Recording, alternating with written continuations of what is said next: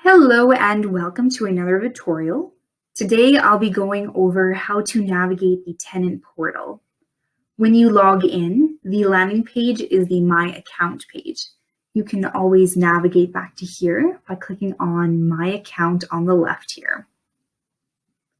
All right, so at the top, any notices or messages will come up as a suggested read under Community Message. Past that, we have the account summary. Here you can see any addresses that you're currently attached to, whether it be a current lease or a previous lease. For previous leases, the status will show as terminated as soon as your security deposit return is processed.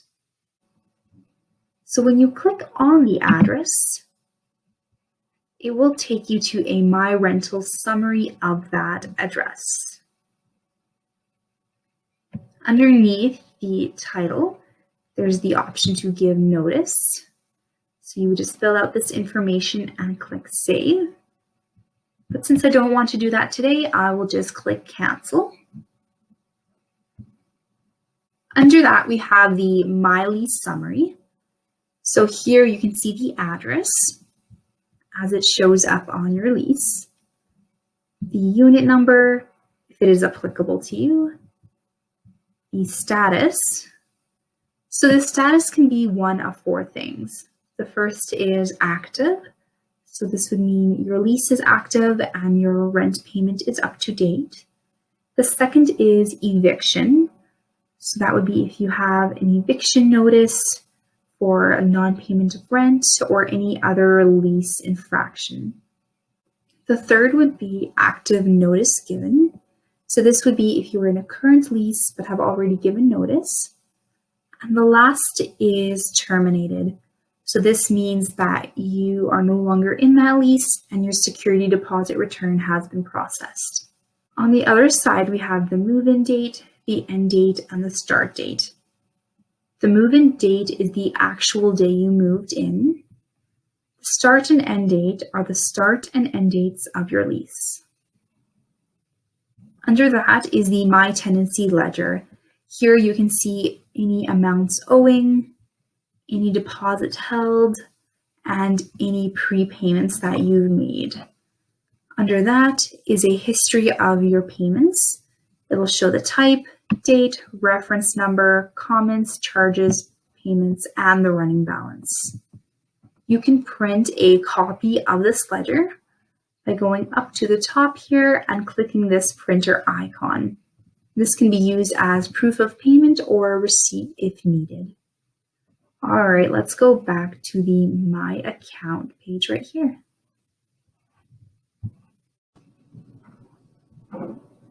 The Open Service Requests section highlights only those repair and maintenance requests that still have an open work order with tasks pending.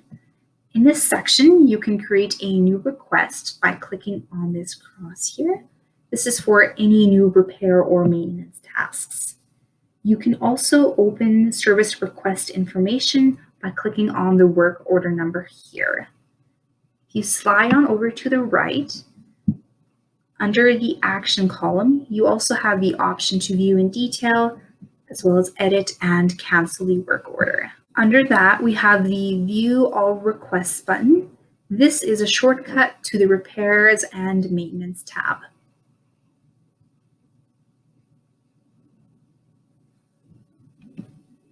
The next section is the Conversations section.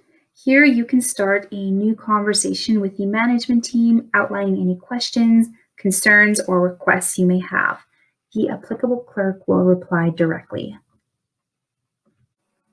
When we reply, you will receive an alert from the portal to your email that you have a reply to your message. You can continue to reply directly to the conversation by choosing on the blank here and typing in your message. Once that's typed in, just hit the plus button here. We can also start a new conversation on our end with you. You would just get the same email alert and you can continue to reply directly through your portal. The next tab is the Repairs and Maintenance tab. Here you can see any work orders either open or closed from your whole tenancy. So this is automatically organized by date with the newest at the bottom, but you can change this by clicking on the arrows right next to the title here.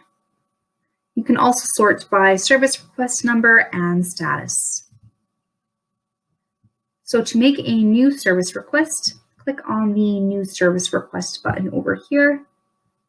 The address is already auto-filled, so you just need to fill in the rest of the information. For the specific location, put exactly where it is and which item is causing the issue. So if I was having issues with leaking from my bathroom sink in my ensuite, I would put ensuite bathroom faucet. For the description, try to be as thorough as possible. The more information the vendor has, the better informed they will be, and therefore the better prepared. If there is a make and model number, please be sure to include that as well.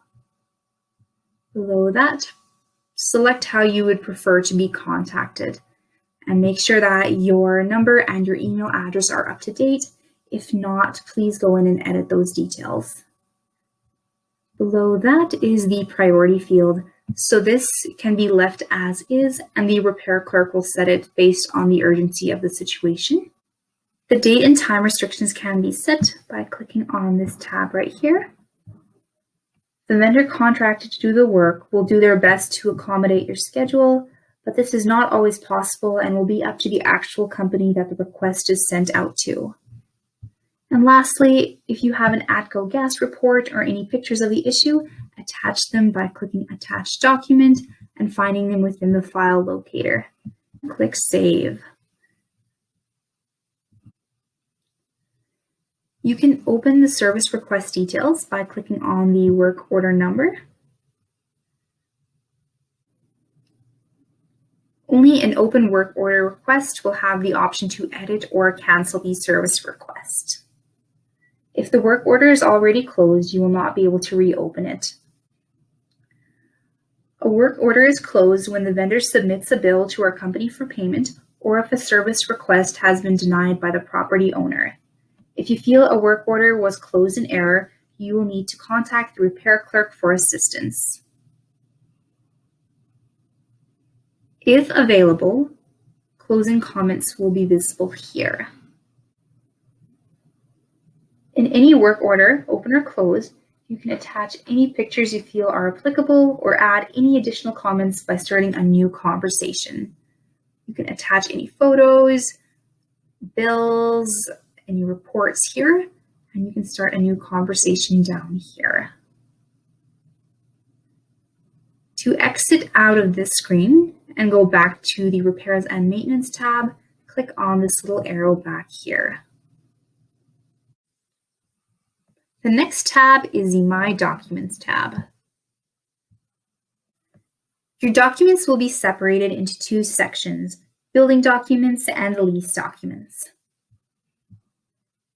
The building documents are any documents specific to the building itself, such as condo bylaws, parking maps, building rules, etc. The lease documents are any documents specific to your lease.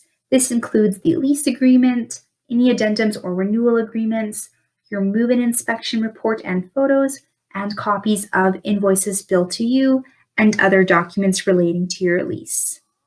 And for those of you in our PET program, here is where you can find your PAW rating certificates.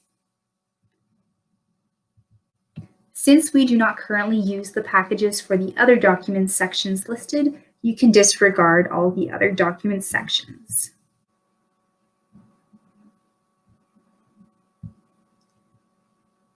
The lease documents section is a section you will probably use the most.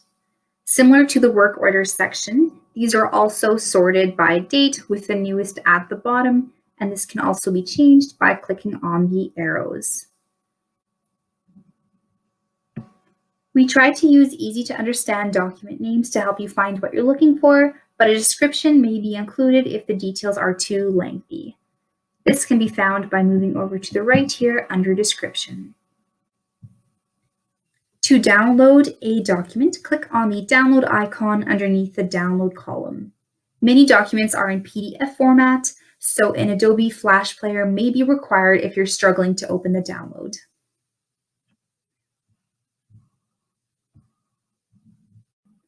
The last tab is the Insurance tab.